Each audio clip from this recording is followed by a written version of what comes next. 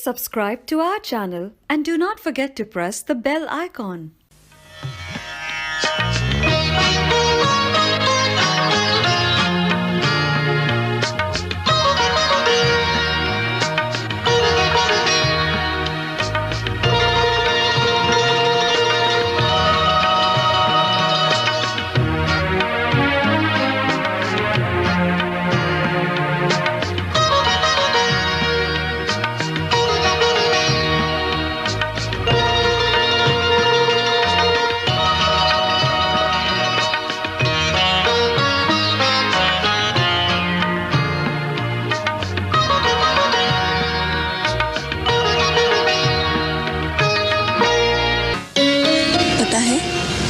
जहाँ मैं बैठी हूँ वहाँ से बहुत दूर तक आसमान की हद नजर आ रही है। किसी ऊंची जगह बैठी हो क्या?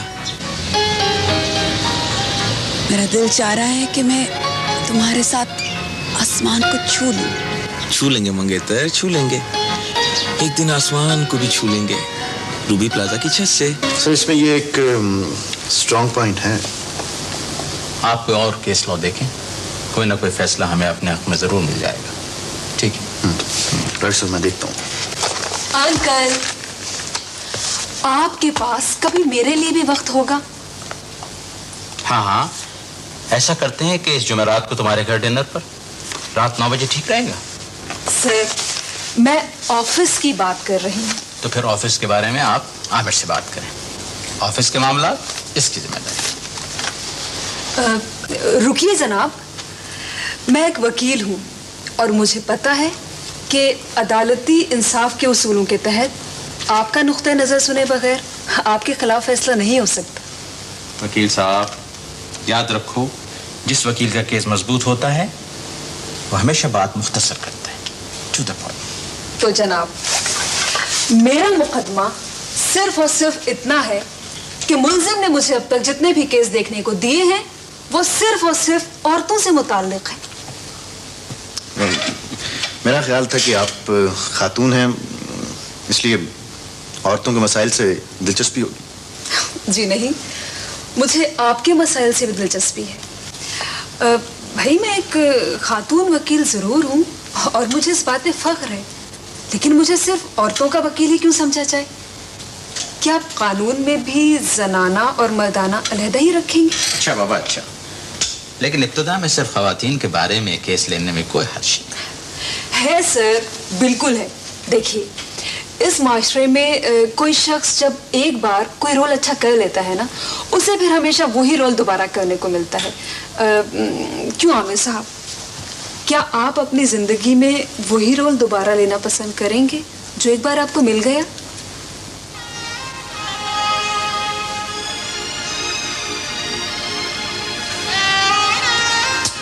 राइट सर, मैं चलता हूँ। अरे रुकिए जनाब, फैसला होने दीजिए। सजा तो सुनते जाइए। मरियम बेटे, मैं तो तुम्हारा अंकल हूँ, लेकिन ये मत भूलो कि आमिर तुम्हारा सीनियर है। वो तो ये है, लेकिन ये मेरी दोस्त रूबी के कजन भी तो हैं। इस चैम्बर में मैं सिर्फ आमिर शेख एडवोकेट हूँ, किसी का कजन वजन नहीं। मरियम, आमिर एक संजीदा लड़का है, इससे बात करने में जरा एहतियात बरता करो। वो तो ठीक है सर, लेकिन इंसान को कभी कभी लाइट मोड में भी होना चाहिए।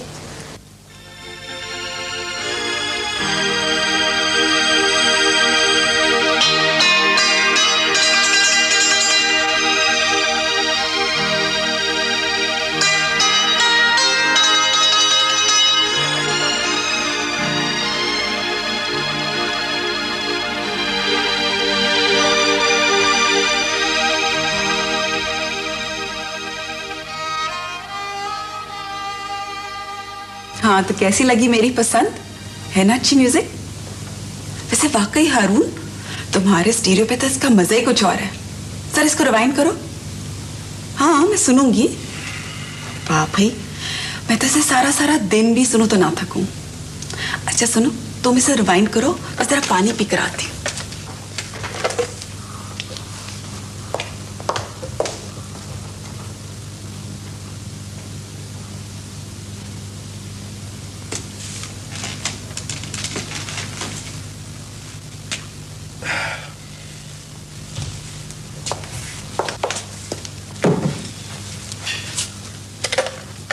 हाँ जी।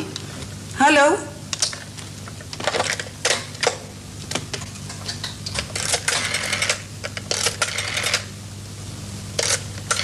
कोई काम है क्या? मुझे फोन करना था। अच्छा, मुझे जरा देर लगेगी। हैदराबाद फोन करना था। ठीक है, लेकिन मैंने कहा मुझे जरा देर लगेगी। असल में वो अम्मा को मुझे बताना था कि मैं आज नहीं आ पाऊंगा। बस मिस हो गई है, वरना परेशान होंगी वो। आई एम सॉरी, बस मिस हो गई है। ये बात तुम ठहर के भी कर सकते हो। हेलो हारून। हाँ, अगर अंधेरा हो गया तो फोन वाले हमसाए अम्मा को नहीं बुलाएंगे। सुनो हारून, मैं दोबारा फोन करती हूँ। अगर तुम्हें अम्मा की इतनी ही फिक्र है तो तुम बस ही ना मिस होने देते। मैं तो सही वक्त पर कॉलेज के बाहर आके खड़ा हो गया था। आप ही ने पिक नहीं किया। अगर मैं उस बस पर चला गया होता तो अब तक हैदराबाद पहुंचने वाला होता। हाँ ठीक है, मैंने तुम्हें पिक नहीं किया, तुम्हारी यही सजा है। सजा? किस बात की सजा? तुम्हें कल हारून के दोस्तों के सामने बताने की क्या जरूरत थी कि तुम मेरे कजन हो? तो इसमें कोई छुपाने वाली बात भी नहीं है। हाँ ठीक है, लेकिन इसमें पब्लिक ऐलान करने वाली भी कोई बात नहीं है। उनके लिए यही काफी है कि मैं रूबी हूं। तुम्हें मेरे सर पर सुरखाब का पर बनने की कोई जरूरत नहीं। Aamir, Aamir, sorry.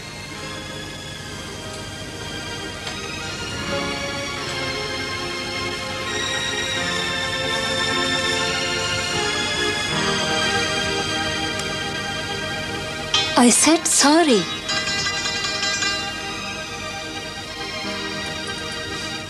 Thank you.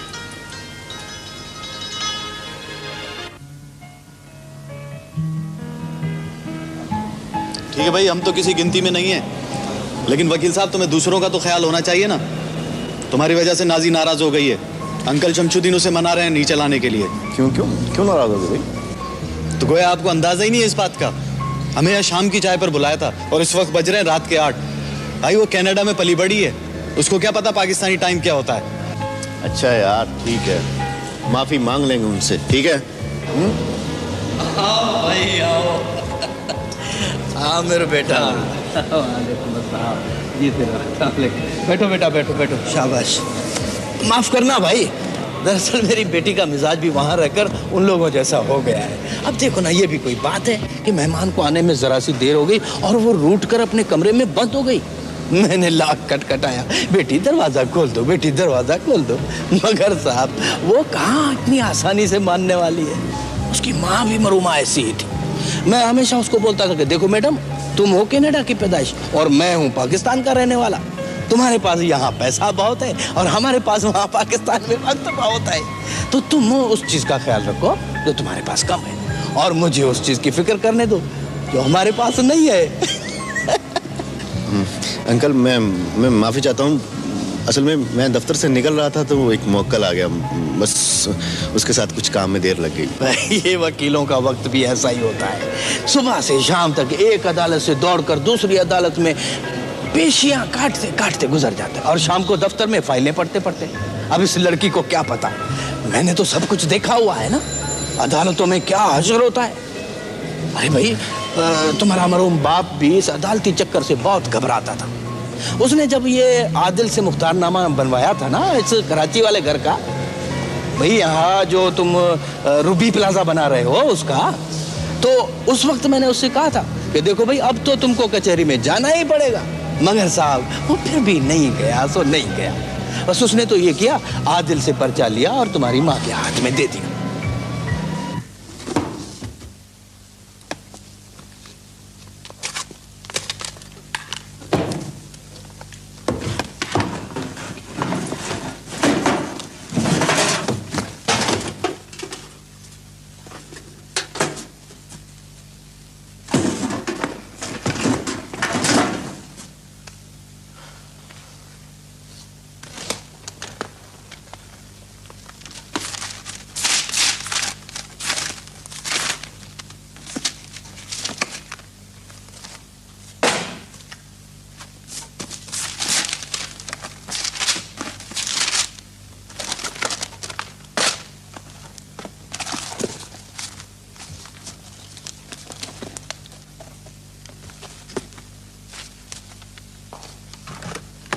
अरे बेटी, क्या अफरा तफरी मचा रखी है?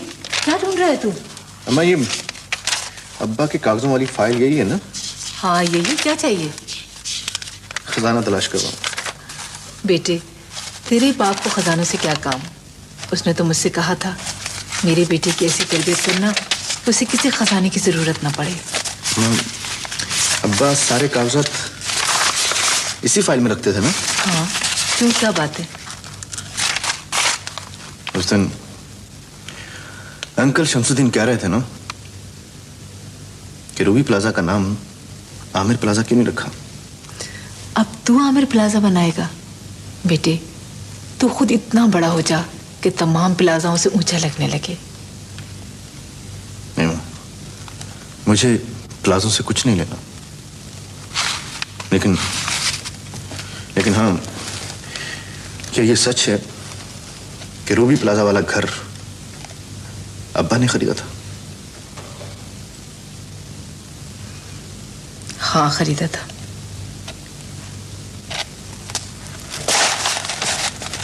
फिर ये आदिल चचा का कैसे हो गया? जिसका हक था उसको मिल गया। तेरी वकालत में भी तो यही सब कुछ होता है ना।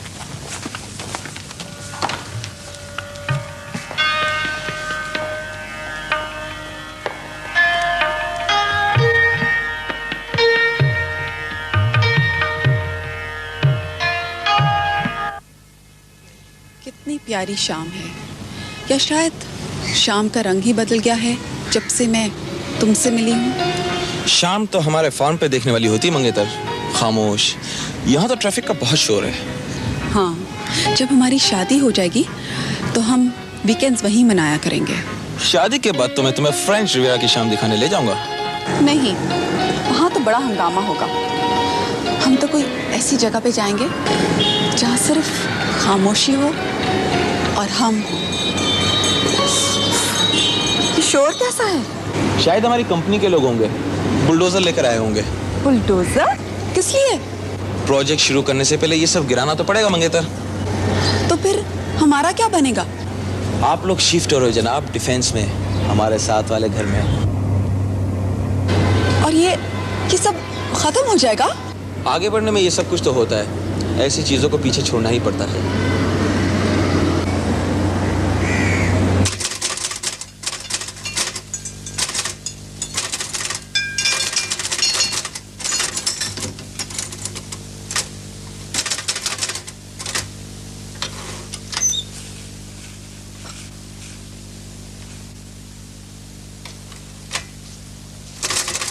Coffee time.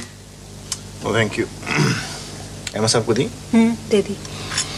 लगता है आपने इस चैम्बर का जनाना संभाल ही लिया। जनाब, हमें एतराज ही कब था? आपने मेरे खिलाफ बड़ी अदालत में रिट तो करती थी।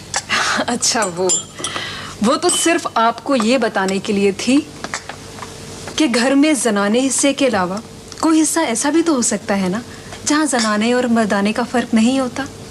One I enjoy being a woman. भाई, मैं औरत हूँ और औरत ही रहना चाहती हूँ। आप मेरे हाथ का पका हुआ कभी खा के तो देखिए। आपने कभी खिलाया नहीं? आप रूबी से पूछना। आपके लिए रूबी मेरी पहचान क्यों? इंसान की पहली पहचान तो उसके तारुफ से ही शुरू होती है ना। बड़े सादा तबीयत है आपके वकील साहब। मैं तो समझी थी कि इस घर में सब अपना अपना मिजाज होता है। जी नहीं, अपना अपना मकाम होता है।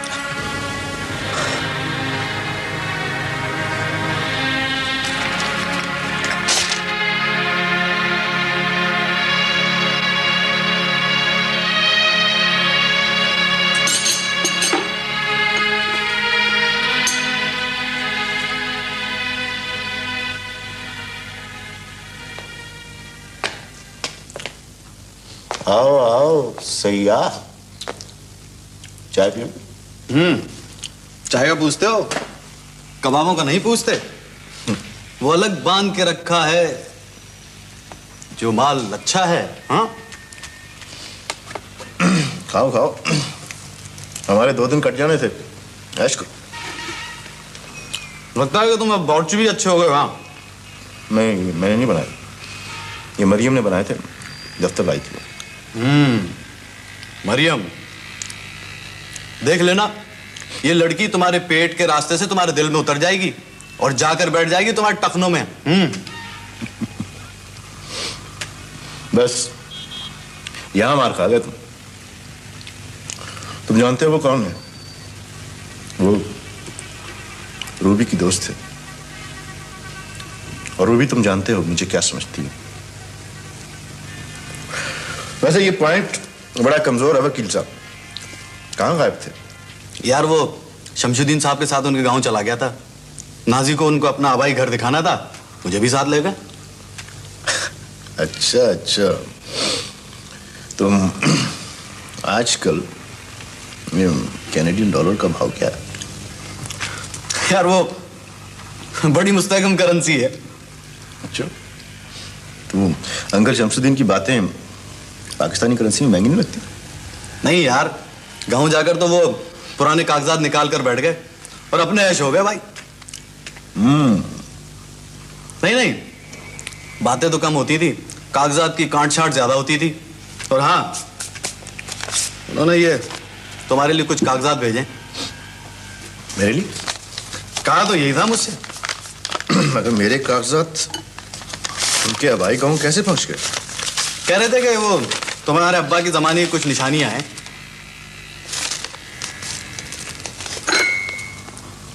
अजीज, हाँ? ये अंकल शमसुद्दीन ठीक कहते थे। क्यों, क्या है? रूबी वाला घर मेरा है। आया?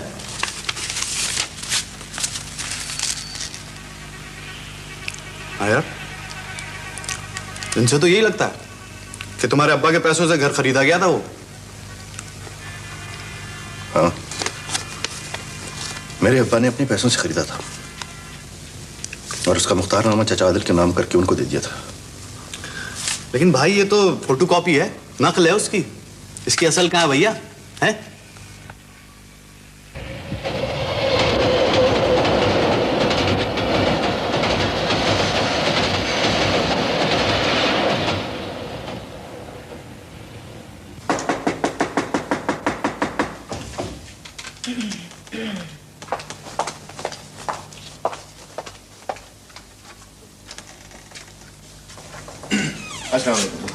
वालेकुम अस्सलाम।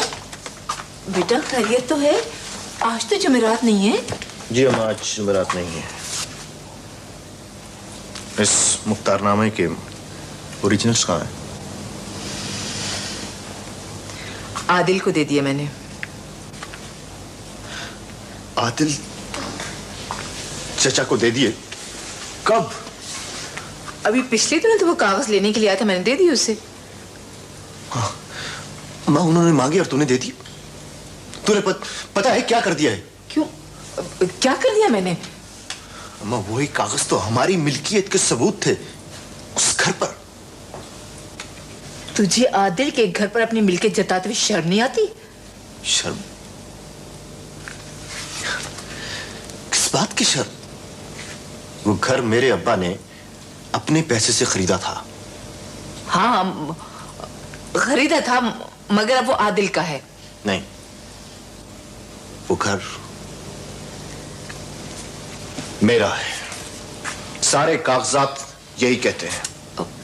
तू तो पागल हो गया। इधर बैठ, मैं बताती हूँ तुझे। बैठ इस तरफ आकर। नहीं अम्मा, अब तू मुझे कुछ नहीं बताएगी, क्योंकि सारी जिंदगी तूने मुझसे छुपाए रखा। अजीब बात है, वो घर मेरा अपना था और तूने मुझे कभी नहीं बताया। मैंने उस घर में रहते हुए क्या क्या महसूस किया, ये तू नहीं जानती। अपने ही घर की छत के नीचे घर के मालिकों का दूर का रिश्तेदार बनकर अपनी ही आवाज से डरता रहा कि कहीं उनके मेहमानों को बुरी न लगे। अपने आप से छुपता रहा, जैसे कि मैं मौजूद ही नहीं। नहीं मां, मैं अभी जाकर उनसे मुख्तारनामा लूंगा। अगर तुझे वो मुख्तारनामा मिल भी गया तो क्या करेगा तू?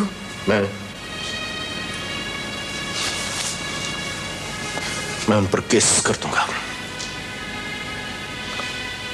छीन लूंगा उनसे अपना घर। और अब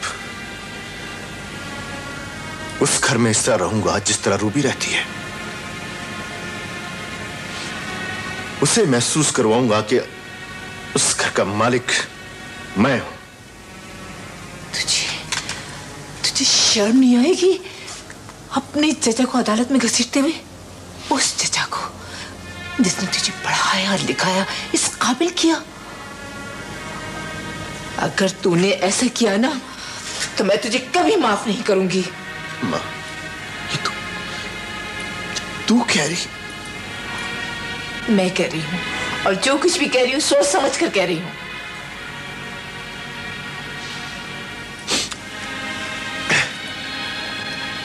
मेरा ख्याल था कि तू ये सब कुछ अनजाने में कर रही है, लेकिन जानबूझकर, सोच समझकर तू उन लोगों का साथ दे रही है जिन्होंने मेरा हक छीना। बेटे, तू समझता क्यों नहीं? उन्होंने तेरा कोई हक नहीं छीना है। इसका फैसला अब अदालत करेगी।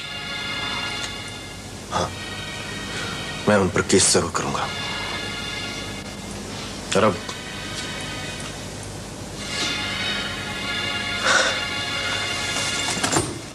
तुझे मैं उस वक्त मिलूंगा जब उस घर के बाहर मेरे नाम की तख्ती लगी होगी। नहीं, आमिर, आमिर।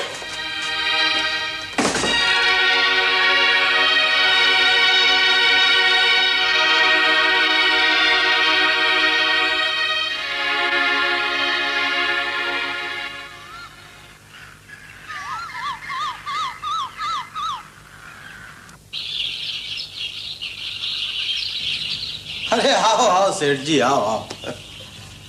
भाई इतनी देर से घंटी बजा रहा हूँ, कोई सुनता ही नहीं। वो तुम्हारी भाभी तो शादी के सिलसिले में शॉपिंग के लिए गई हुई हैं। मुलाजिम सारे सर्वेंट क्वार्टर्स में हैं। और मैं इस मॉडल को देखने में ऐसा गुम था कि तुम्हारे आने का पता ही नहीं चला। अच्छा भाई, आप इस मॉडल को क्या देखते हो? इस पर तो अब मट्टी जमेगी। वो तुम्हारी भाभी शादी के सिलसिले में इतनी मसरूफ है कि उन्हें इन बातों का होश ही नहीं है। अच्छा हुआ कि तुम आज मुझे अकेले मिल गए। मुझे तुमसे बात करनी है। हाँ, कहो कहो।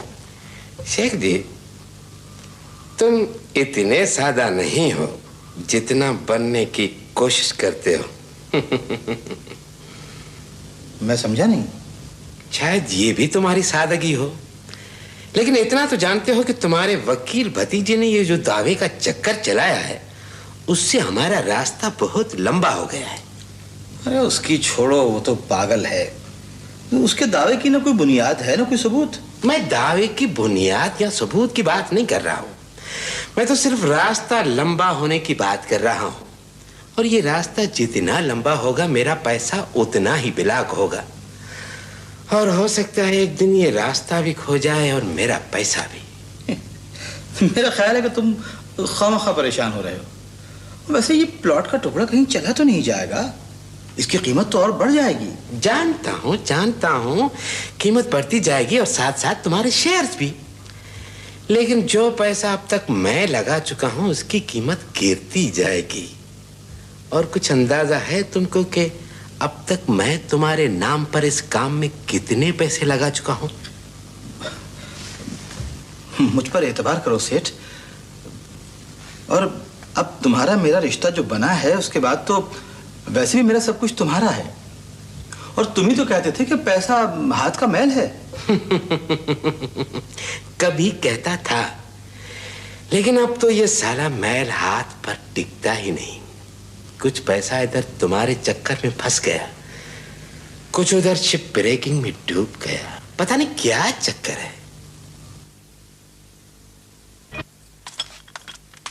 बीबी का नाश्ता बन गया? अरे बस 2 मिनट, शोर क्यों मचा रही हो? बड़ी रेस में हो, बैठो चाय पियो, बड़ी ठंडी हवा चल रही है। ना बाबा ना, उनका ना कोई पता नहीं है कब झाड़ पला दे, इसने पहले ही बहुत देर कर दी है। हाँ वाकई आजकल उसका मूड कुछ ऐसा ही है। अरे कल हमको भी डांट पड़ गई थी। अब तुम ही बताओ, कल कॉर्मा में नमक कोई ज्यादा था। मेरा ख्याल है उसके मूड में थोड़ा कचरा फंस गया है, कदम कदम पे झटके मारती है।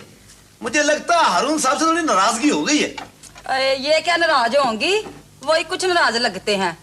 कई दिनों से आए नहीं ना वो, इन्होंने कल कई फोन किए, उधर से कोई जवाब भी नहीं आया। हाँ पहले तो यहाँ रोज रोज पार्टियां होती थी, अब तो कई दिन से ना बेगम इब्राहिम आई ना उनके सेठ साहिब। अब भाई हमें क्या, तू यार हमें चाय पिला।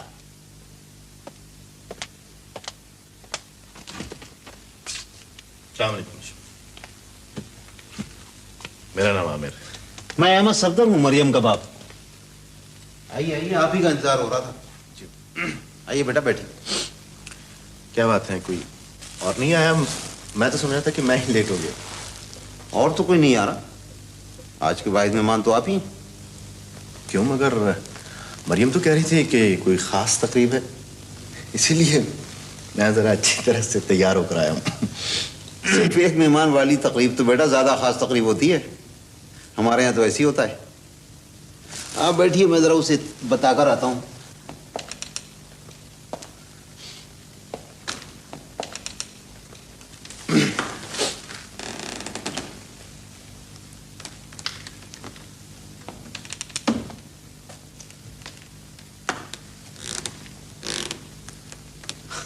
हमारी जमा पूंजी तो कुछ इसी किस्म की है बेटा। वैसे आपके आर्टिकल्स पर काफी मारधाड़ होती है। मारधाड़ समझते हो, भैंस धुआंधार। वैसे लगता है कि आपका ताल्लुक भी कानून के शोबे से है। दिलचस्पी है बेटा, मगर कानून के अदालती पहलू से नहीं, माशरती पहलू से। इसीलिए मरियम के लिए आपने वकालत का पेशा चुना। मैंने उसके लिए कुछ नहीं चुना, अपने सारे फैसले वो खुद करती है। मैंने उसे सोचना समझना जरूर सिखाया है ताकि वो अपने फैसले खुद कर सके। शुक्र करो वो यहाँ पे नहीं है, वरना इसी पे मारधाड़ शुरू हो जाती। मारधाड़ तो आप करते हैं बाबा। वैसे देखिए, मेरे मेहमान को पहले वार्निंग दीजिए, अचानक हमला मत कर दीजिए। आइए आमिर साहब, मेज तक। जी आइए बाबा। आइए। हाँ बेटा चलो, शुक्रिया।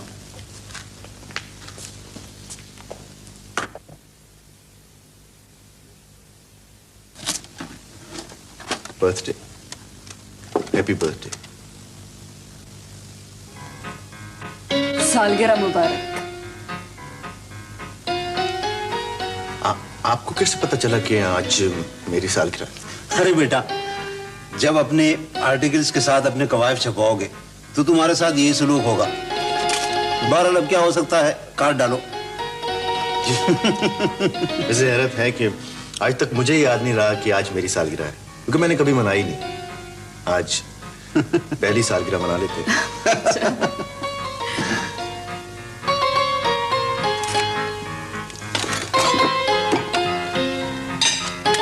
मरियम, ये मैं आपका शुक्रिया कैसे अदा करूंगा? जनाब, केक की तारीफ करके। ये लीजिए। शुक्रिया।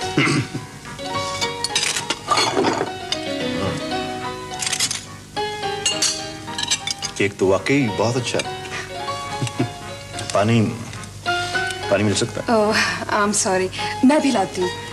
बाबा आप ये काटिए प्लीज। अच्छा बेटा। वैसे बाबा, आज पानी रखने की बारी आपकी थी। अरे बेटा, आज तुमने किचन में इतना मसरूफ रखा कि कुछ याद ही नहीं रहा।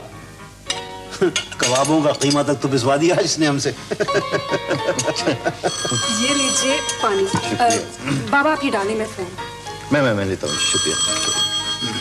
हेलो। वैसे क्या बात है, आज आपके नौकर छुट्टी पर है? नहीं बेटा नहीं, हमारे यहाँ कोई नौकर है ही नहीं। वैसे पहले तो हमारे पास वसाइल नहीं थे नौकर रखने के, और अब घर का काम हम दोनों के लिए एक्टिविटी बन गया है। आ जाओ। वैसे मरियम के लिए तो हर काम एक्टिविटी बन जाता है। बेटा इसी तरह जीना चाहिए। अब देखो, मैं अभी तक अपना घर नहीं बना सका, मगर शायद उन तमाम लोगों से ज्यादा मुतमईन हूं जो 2-2 हजार गज के बंगलों में रहते हैं। जी हाँ, मगर लोग तो इंसानों को उसी तरह पहचानते हैं। बड़े बड़े घर, लंबी लंबी गाड़ियां, बैंक बैलेंस। अंकल बेटा, इंसान की पहचान तो इंसान खुद होता है और वो वही होता है जो वो है। जी हाँ। रहम खुदा के लिए बाबा, रहम कर दिया ना हमला सामने वाले को प्यासा देखकर। अरे ये दही बड़े तो लीजिए ना। क्या करते हैं बेटा? चैलेंज सामने वाले ही ने किया था। चैलेंज तो ये मुझे भी करते रहते। किसका फोन था बेटी? बाबा, रूबी का फोन था। वो कुछ परेशान है ना इन दिनों, आना चाहती थी। तो बुला लेती। मैंने तो उसे कहा था, लेकिन क्या? जब उसे पता चला कि आमिर साहब यहाँ मौजूद हैं, तो उसने अपना इरादा बदल दिया। अरे उसे बताना था, बड़ी अच्छी कंपनी है। वो इन्हें जानती है। जी हाँ, अब कुछ कुछ जानने लगी है। वो मेरी कजन है। अंकल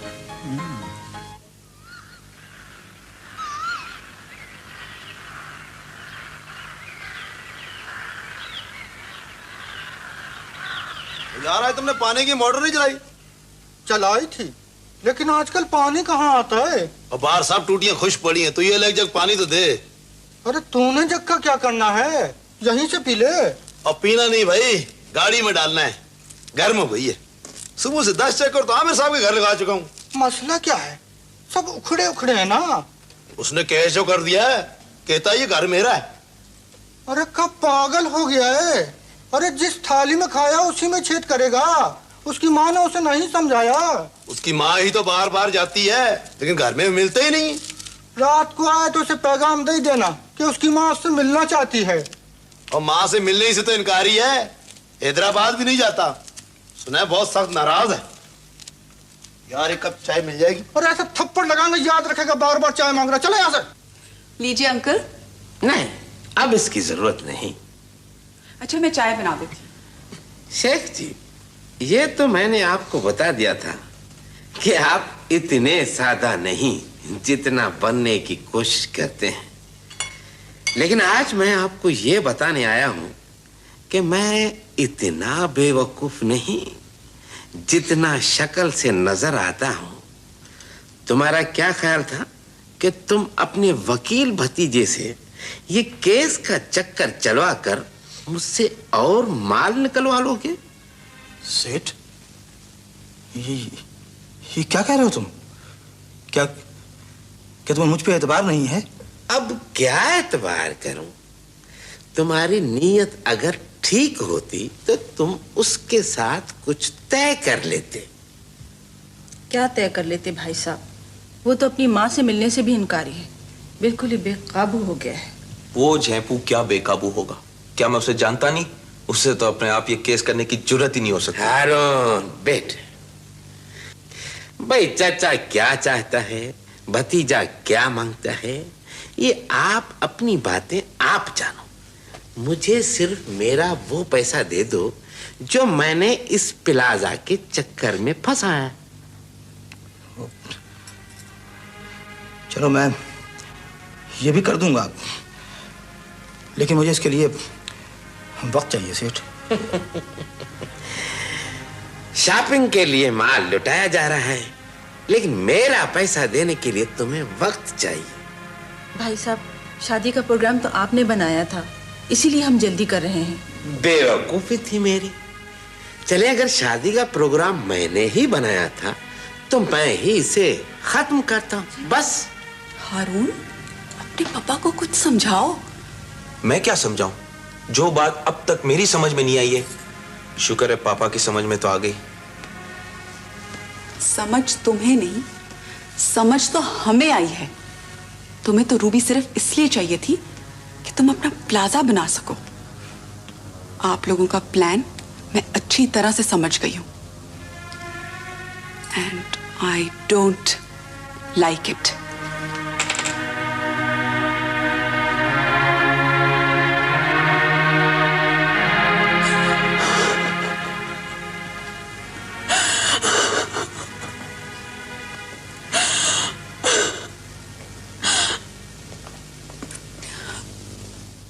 अंकल, आखिर ये मेरे साथ क्यों हुआ? ऐसा मेरे साथ क्यों हुआ? अपने आप को संभालो बेटी, तुम्हें इस वक्त कमजोरी की नहीं ताकत दिखाने की जरूरत है। मुझे उससे नफरत है, नफरत है। कमजोर न बनो, कमजोर न बनो रूबी। कमजोरी तो इंसान सिर्फ मोहब्बत में दिखा सकता है, क्योंकि मोहब्बत खुद बहुत बड़ा सहारा होती है। और नफरत तो इंसान से ताकत मांगती है, अपने पांव पर खड़े होने की ताकत। उन्होंने मेरी तौहीन की है, मेरी डैडी की मुरव्वत की, मेरी मोहब्बत की। मैं आपको उनसे नफरत करके दिखाऊंगी, अपनी पूरी ताकत के साथ। आमिर, आप बाबा के पास बैठिए, मैं अभी आती हूँ। जी।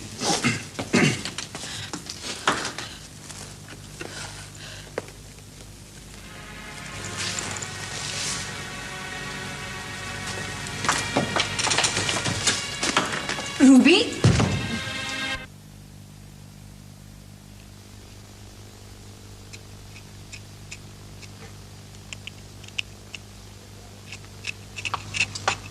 इसमें क्या है पीनो? कुछ नहीं, कुछ नहीं। कुछ तो जरूर है, वरना तुम यूं नहीं जाती। देखो, अपनी इज्जत अपने हाथ होती है, काम कर अपना। इसे जाने नहीं देना। क्या हुआ भाई? कहो, खैरियत तो है? अरे इसने अपनी गट्टी में कुछ छुपाया है, हमने देख लिया तो ये इसे लेकर भाग रही है। और तुम चल के अपने अंडे गिनो यार, मैं ऐसे रोक लेता हूँ। यहाँ से पता क्या लेके जा सकती है? अरे यहाँ से नहीं, अंदर से कुछ छुपा कर लाई है। देखो पीनो, सीधी तरह निकाल दो, वरना अभी हम सबको बुलाते हैं। नहीं नहीं, किसी को बताने की जरूरत नहीं है। रूबी बीबी को पता लग गया तो मुझे खड़े खड़े निकाल देगी। ले, ये ले, देख ले, अगर तेरा देखे बगैर गुजारा नहीं होता। ये तो रूबी बीबी के बुंदे हैं, मैंने कई बार उनको पहनते हुए देखा है। हाँ, तो मैंने कहा बका के उनके नहीं है, पर एक बात है, मैंने चोरी नहीं की है। अरे तुमने चोरी नहीं किए, उन्होंने खुद दिए। अगर तुमने चोरी नहीं किए तो तुम इतना घबरा क्यों रही हो? चलो उनसे पूछ लेते हैं। नहीं नहीं, कसम खाती हूँ अल्लाह पाक की, मैंने चोरी नहीं की है। तुमको तो पता, इतने सालों से इस घर में रह रही हूँ ना मैंने आज तक कोई चीज चुराई है? चोरी नहीं की तो बताती क्यों नहीं? अरे हमको भी मना कर रही थी, कौन से नहीं कहना। ये बुंदे ना अरुण साहब ने दिए थे, तो आज इन्होंने पता क्या किया, अरुण साहब के दिए सारी चीजों को उठवा कर ना बाहर फंकवा कर तो आग लगवा दी। तो मुझे ना ये बुंदे चंगे लगे ना, तो मैंने आग लगने से पहले ढेर पर से उठा लिए। अगर उन्होंने फेंक दिए थे तो तुम उनसे पूछ कर भी ले सकती थी, उनसे छुपा क्यों रही हो? तुमको उनके आजकल के गुस्से का पता नहीं है ना। अरुण साहब ने उनको जो कपड़े दिए थे ना तोहफे में, तो मैंने उनसे कहा कि इनको ना जलाए, मैं पहन लूंगी। तो कहने लगी, अगर तुमने ये कपड़े पहने ना, मैं तुमको भी आग लगा दूंगी। तो ठीक है, जाने दे यार, जाने दे। लो। लेकिन इसका रूबी बीबी को मालूम होना चाहिए था।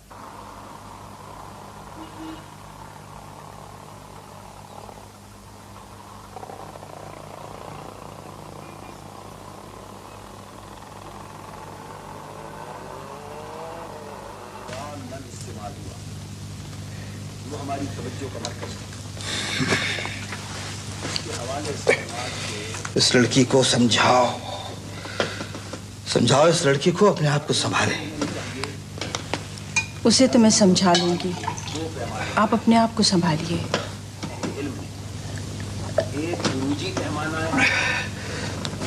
मैं जरा शरीफ साहब से मिलकर आता हूँ। अब इस हालत में आप बाहर कहाँ जा रहे हैं? डॉक्टर ने आपको आराम के लिए कहा है। अगर मैं घर में बैठ जाऊंगा तो उस कमीने सेठ के बच्चे का कर्ज कैसे उतरेगा जो उसने रूबी प्लाजा के नाम पर खामखा मेरे सर पे चढ़ा दिया है। एक आध दिन तो आराम कर लेते, आपका ब्लड प्रेशर नॉर्मल हो जाए। क्या करूं? इस घर में बैठकर क्या करूं? उन किरचियों को चुनूं जिनके साथ साथ मेरी इज्जत भी खाक में मिल गई है। आप फिर गुस्से में आ रहे हैं। गुस्सा आपकी सेहत के लिए ठीक नहीं है। एक तो डिप्रेशन के मारे मेरा खुद बुरा हाल है, ऊपर से आप भी मुझे से लड़ रहे हैं। तुमसे न लड़ूं तो क्या दीवार में जाकर टक्कर मारूं? उस इब्राहिम की बातों का जादू तुम्हीं पर तो चला था। मैंने तो रूबी के भले के लिए सोचा था, सब कुछ ठीक जा रहा था।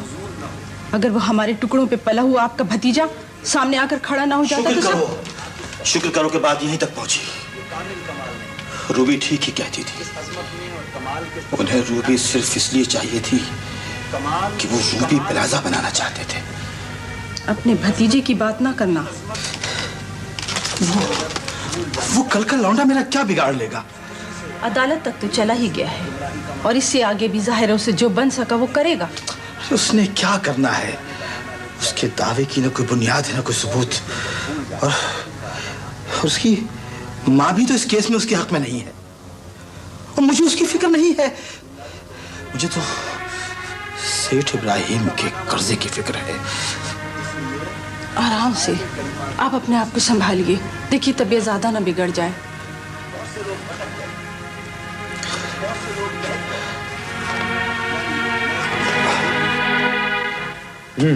A1 ठीक भाई। देखो ये तुम्हारी सोफे की जो कुर्सियां है ना दोनों, ये तो आ जाएंगे इस तरफ, ठीक है।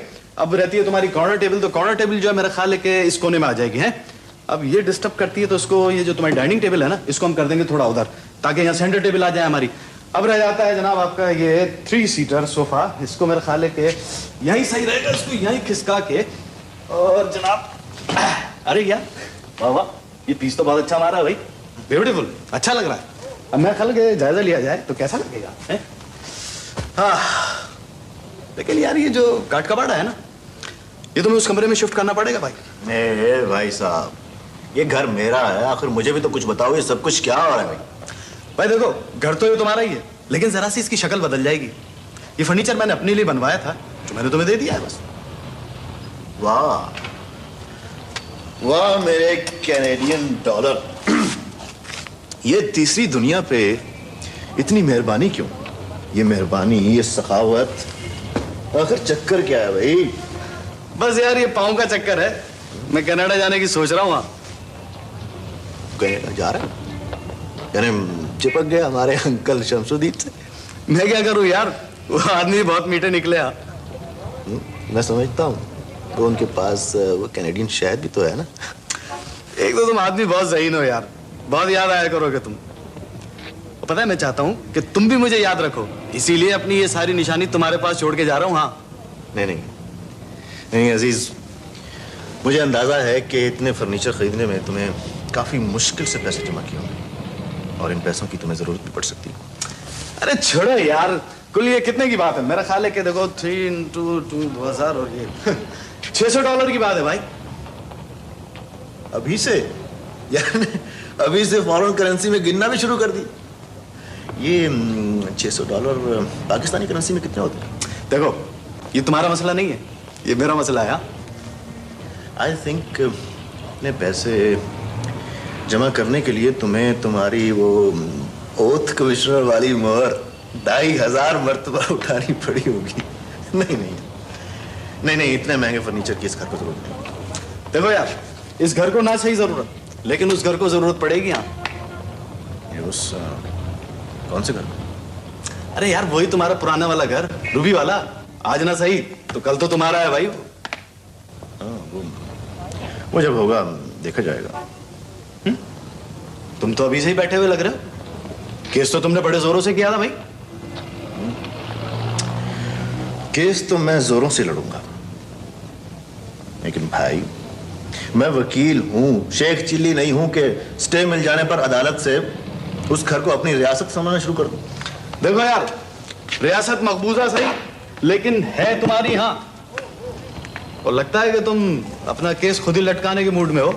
नहीं नहीं, वो यार देखो अभी मेरे लिए यही काफी है बस, जो अदालत में चले जाने से मुझे मिल गया। क्या मिल गया अदालत से तुम्हें? हैं?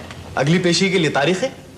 तारीखें तो मैं खुद ही डलवा रहा हूं, वरना इतने पुराने केस पर मट्टी झाड़ने में ही महीनों लग जाते हैं। कितनी मिट्टी झाड़ चुके हो अब तक?